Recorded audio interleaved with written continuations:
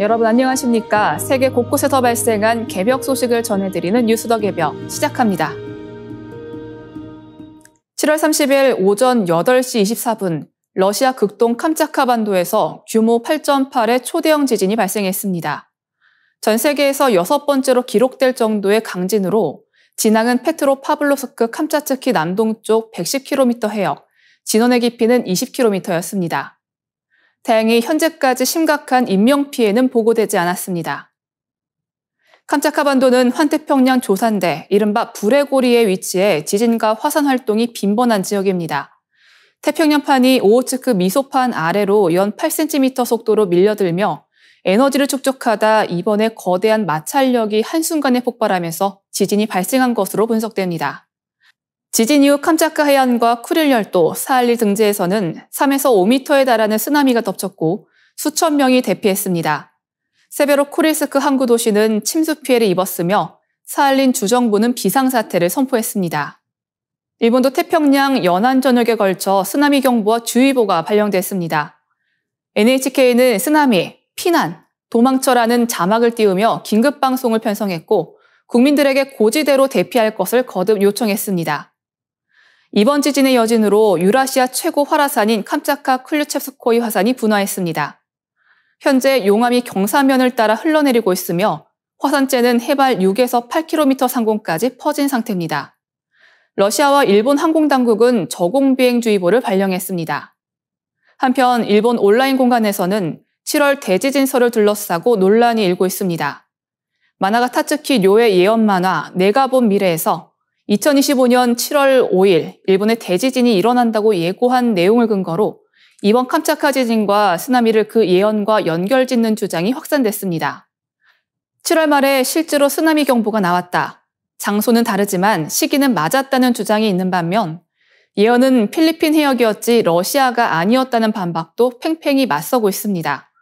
이에 대해 전문가들은 이번 캄차카 지진은 난카이 트로프 대지진과는 무관하다며 지질학적으로 전혀 다른 구조와 판경계에서 발생한 현상이라고 설명했습니다. 이번 지진은 대규모 자연재해 위협을 다시 한번 상기시켰습니다. 특히 지진과 쓰나미가 실제로 발생하자 불안을 자극하고 있습니다. 스테이블 코인이 전 세계 금융시장의 새로운 중심축으로 부상하고 있습니다. 특히 이재명 대통령이 원화 기반 스테이블 코인 활성화를 공약하며 취임한 뒤 관련주가 폭등세를 보이는 등 국내 금융시장도 술렁이고 있습니다. 스테이블코인은 과연 차세대 화폐가 될 수 있을까요?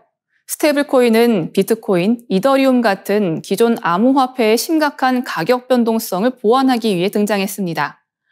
특정 자산, 대표적으로 미국 달러나 국채화 가치를 1대1로 연동해 안전성을 확보하는 방식입니다.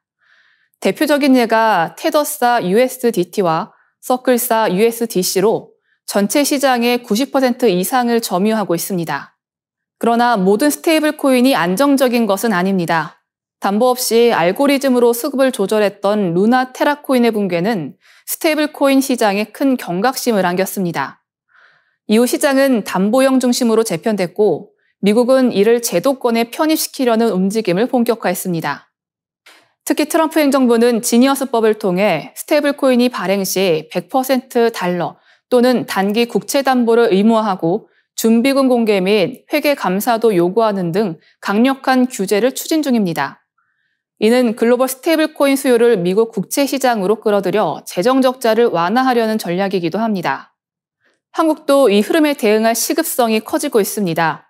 수출입 거래에서 원화 결제 비중이 각각 2.6%, 6.3%에 불과한 가운데 달러 스테이블 코인이 확산되면 원화의 국제 사용처가 더 줄어들 수 있기 때문입니다.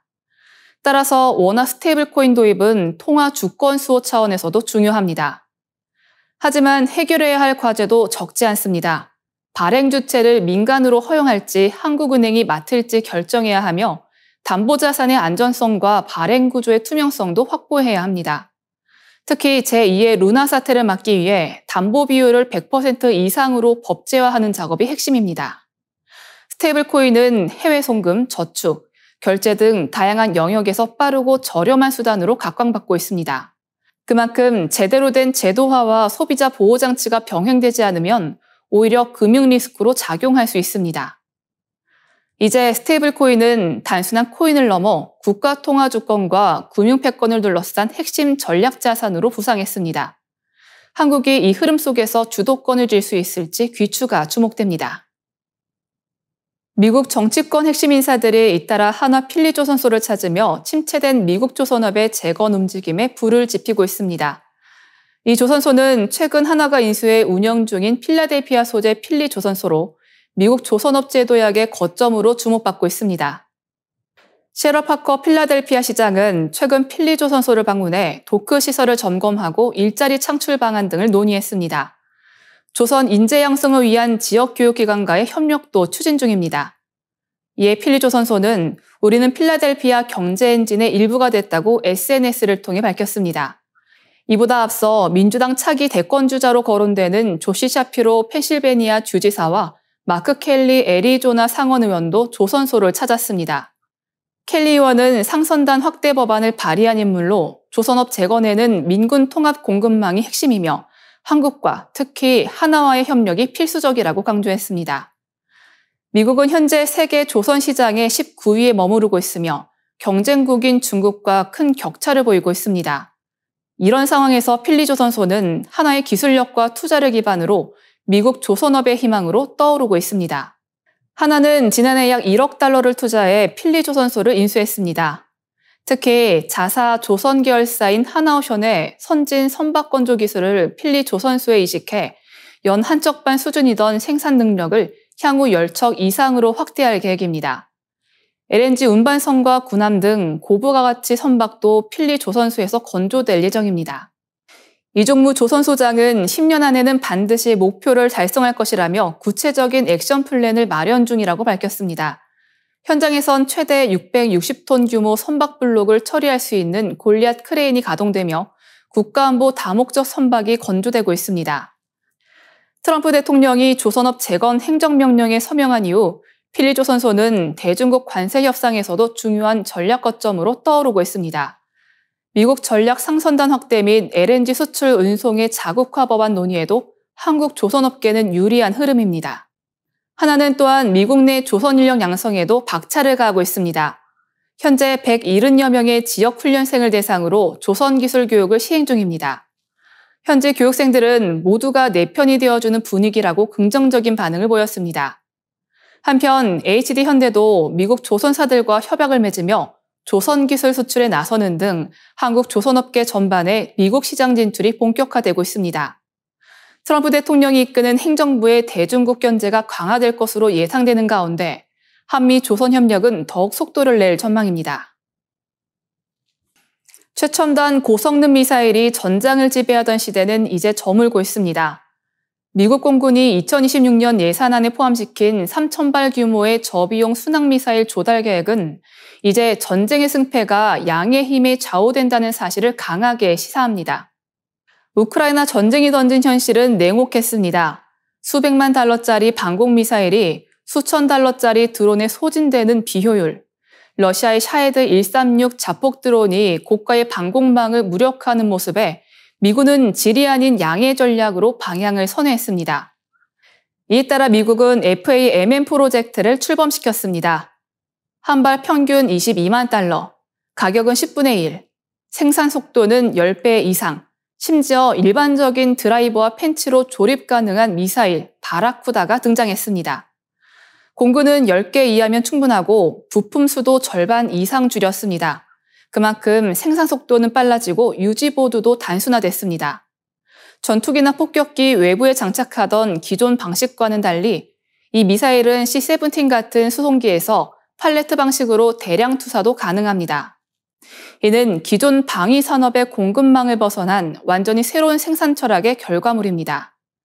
흥미로운 건 이 전략이 중국 견제를 위한 새로운 무기 경쟁의 양상도 만들어내고 있다는 점입니다. 미 국방부 추산에 따르면 중국은 지상 발사 순항 미사일을 연간 10여 발 생산하는 수준에 그치고 있습니다. 반면 미국은 FAMM으로 1년 만에 3,000발 이상을 생산할 계획입니다. 한국에게도 이 변화는 큰 시사점을 줍니다. 북한이 물량 공세에 기반한 단거리 미사일과 방사포를 쏟아내는 상황에서 한국의 KA-MD와 킬체인 전략도 새로운 접근이 필요합니다. 고성능 무기만으론 포화 공격을 감당하기 어렵기 때문입니다. 다행히 한국은 반도체, 조선, 자동차 등 대량 생산에 있어 세계 최강의 역량을 갖춘 나라입니다. 전자부품 드론, 정밀 유도 기술까지 갖춘 지금 한국형 FAMN 개발도 충분히 가능한 시점입니다. 앞으로의 전쟁은 양이 곧 질이 되는 시대입니다. 그리고 그 최전선에 드라이버 하나로 조립 가능한 저비용 순항미사일이 서 있습니다. 이상으로 뉴스 더 개변 마치겠습니다. 시청해주신 여러분 감사합니다.